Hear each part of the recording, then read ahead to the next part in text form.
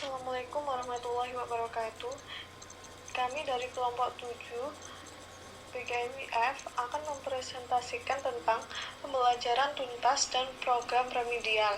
Di sini kita akan membahas tentang pembelajaran tuntas, indikator guru dalam pembelajaran tuntas, dan program remedial. Perkenalkan, nama saya Wahidatul Mardiah. Di sini saya akan menjelaskan mengenai hakikat belajar tuntas.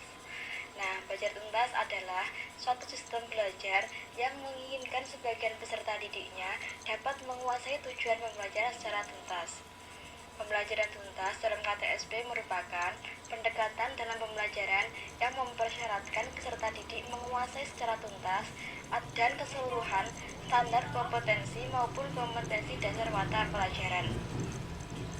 Pembelajaran tuntas dalam pelaksanaan kurikulum 2013 adalah pola pembelajaran yang menggunakan prinsip ketuntasan secara individual.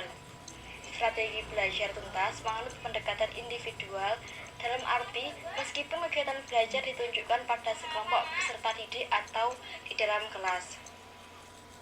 Selanjutnya yaitu ciri-ciri belajar tuntas.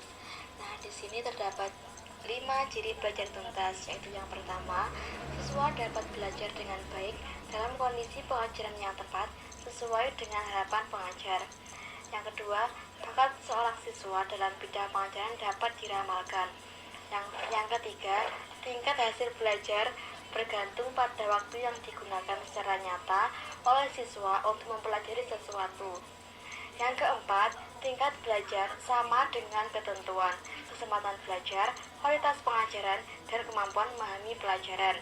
Dan yang kelima, setiap siswa memperoleh kesempatan belajar yang berdiferensiasi dan kualitasnya juga bersifat berdiferensiasi pula. Perkenalkan, nama saya Wawan Arif Setiawan. Di sini saya akan menjelaskan tentang sedikit indikator guru melaksanakan pembelajaran tuntas, yaitu yang pertama adalah metode pembelajaran, yang kedua adalah peran guru dalam pembelajaran tuntas, yang ketiga peran peserta didik dalam pembelajaran tuntas, dan yang keempat adalah evaluasi dalam pembelajaran tuntas. Selanjutnya adalah metode pembelajaran. Metode pembelajaran yang sangat ditekankan dalam pembelajaran tuntas adalah pembelajaran individual, pembelajaran sejawat, dan bekerja dalam kelompok kecil. Berbagai metode pembelajaran harus digunakan untuk kelas atau kelompok. Selanjutnya peran guru dalam pembelajaran tuntas, yaitu yang pertama, menata indikator berdasarkan cakupan dan urutan unit. Yang kedua, menyajikan materi dalam bentuk yang bervariasi. Sedangkan yang ketiga adalah memonitor seluruh pekerjaan peserta didik. Saya Veronica Zahratul Afifah. Peran peserta didik dalam pembelajaran tuntas. Dalam kurikulum 2013 yang menganut pendekatan pembelajaran tuntas, peserta didik lebih leluasa dalam menentukan jumlah waktu belajar yang diperlukan. Artinya, peserta didik diberikan kebebasan dalam menetapkan kecepatan pencapaian kompetensi. Yang selanjutnya yaitu evaluasi dalam pembelajaran tuntas. Sistem evaluasi menggunakan ujian berkelanjutan. Hasil ujian dianalisis dan ditindaklanjuti melalui program remedial dan program pengayaan. Ujian mencakup aspek kognitif dan psikomotorik dan aspek afektif diukur melalui pengamatan dan kuesioner.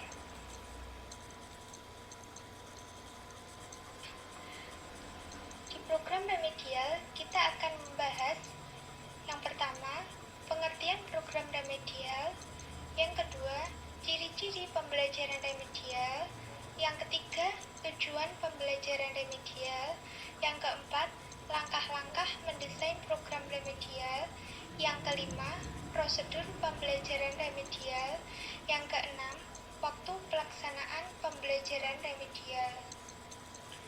Saya Vita Dwi Arianti akan menjelaskan tentang program remedial. remedial sendiri merupakan program pengajaran perbaikan yang khusus diberikan guru kepada siswa, individu atau kelompok karena siswa tersebut memiliki masalah dalam belajar. Masalahnya kurang atau tidak menguasai materi belajar. Ciri-ciri pembelajaran remedial. Yang pertama, pembelajaran remedial diadakan setelah diketahui kesulitan belajar, kemudian diadakan pelayanan khusus. Yang kedua, pembelajaran remedial tujuannya itu disesuaikan dengan kesulitan belajar yang dihadapi oleh siswa. Yang ketiga, alat dan evaluasi yang digunakan dalam pembelajaran remedial disesuaikan dengan kesulitan belajar yang dihadapi oleh siswa. Tujuan pembelajaran remedial. Yang pertama, siswa dapat mengubah atau memperbaiki cara belajar ke arah yang lebih baik sesuai dengan kesulitan belajar yang dihadapi. Yang kedua, siswa dapat mengatasi hambatan belajar yang menjadi latar belakang kesulitannya.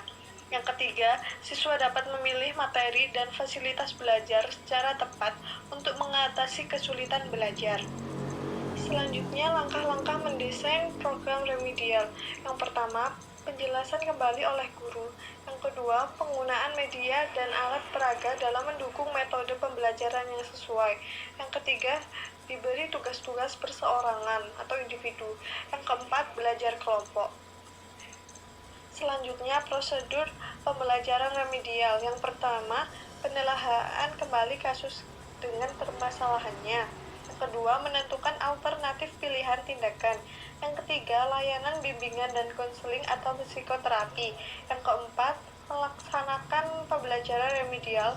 Dan yang kelima, tugas tambahan. Selanjutnya ada waktu pelaksanaan pembelajaran remedial. Yang pertama, pembelajaran remedial itu dapat diberikan setelah siswa mempelajari suatu KD tertentu.